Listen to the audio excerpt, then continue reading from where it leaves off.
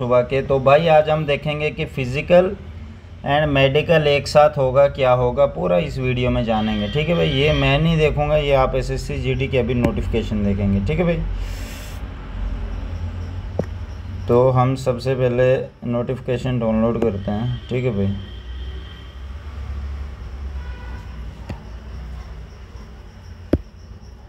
हम notification download करते हैं।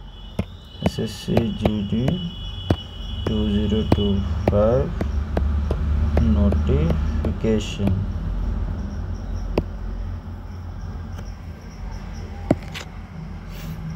तो भाई यहाँ पे पहले नंबर पे नोटिफिकेशन आ गए, हम इस पर क्लिक करेंगे और ये डाउनलोड हो जाएगी। अब ये डाउनलोड हो जाएगी यार, देखो अब दिख भी रही है। ठीक है भाई, अब हम इस पर इसको मैं अभी डाउनलोड, ये है ना, आप देख सकते हैं 2005/9/2024 में जो निकली थी, मतलब 2025 की नोटिफिकेशन है। ठीक है, डेटा फॉर्म एप्लीकेशन। अब मैं इसको खोलूँगा पीडीएफ।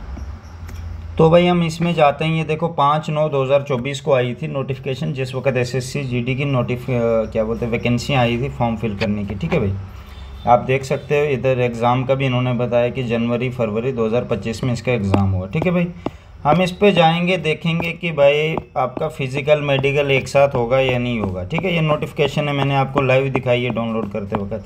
मैं थोड़ा नीचे जाता हूँ क्योंकि मुझे पहले पता है इस चीज़ के बारे में कहाँ पे बताया। ठीक है भाई, तो इन्होंने यहाँ पे बताया। ठीक है भाई, अब मैं इधर समझाता हूँ। 14.4 male and female candidate will be short listed state wise, area wise होता है बॉर्डर नेक्सल जर्नल, समझिए।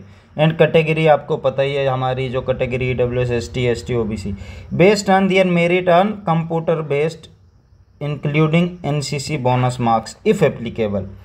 इन्होंने कहा कि मेल कैंडिडेट शॉर्ट लिस्ट होंगे area wise, category wise and computer based exam, जो आपने कंप्यूटर के एग्जाम दिया, इंक्लूडिंग NCC बोनस मार्क्स अगर होंगे तो, फॉर रिपेयरिंग फिजिकल के लिए। फिजिकल मैंने कहा था ना आपको, नॉर्मलाइजेशन ऐड नहीं होती, बट हाँ नॉर्मलाइजेशन दे देते हैं, उनको पता होता कि ये कैंडिडेट को बाद में मिल जानी, पर आपका जो आपको शॉर्टलिस्ट किया जाएगा वो इस बेस पे किया जाएगा, PST PET।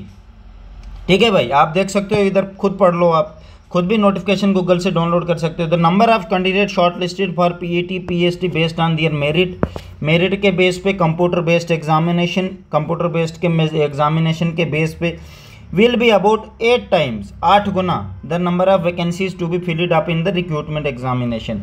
मतलब जितनी भी वैकेंसियाँ आपके क्या बोलते हैं आपकी वह कैटेगरी में, उस हिसाब से 8 गुना कैंडिडेट को लिया जाएगा। More candidate short listed against था, बाकी और भी कैंडिडेट है जिनको SSF NCB के लिए लिया जाएगा, जिनके फर्स्ट प्रेफरेंस होगी और हाईएस्ट मार्क्स होंगे, और ऐसे तो जिनके होंगे वो।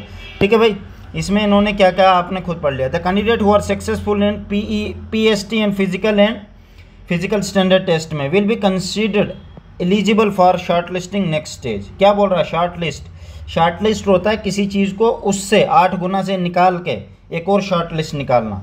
फिजिकल क्या बोल रहा है, जो भी कैंडिडेट फिजिकल में पास होगा उसे eligible short list for next stage, उसको शॉर्ट लिस्ट किया जाएगा नेक्स्ट स्टेज के लिए। नेक्स्ट स्टेज हो गया DME डॉक्यूमेंट वेरिफिकेशन, फिर उसके बाद मेडिकल होगा और उसी वक्त डॉक्यूमेंट वेरिफिकेशन भी आपको होगा। ठीक है भाई।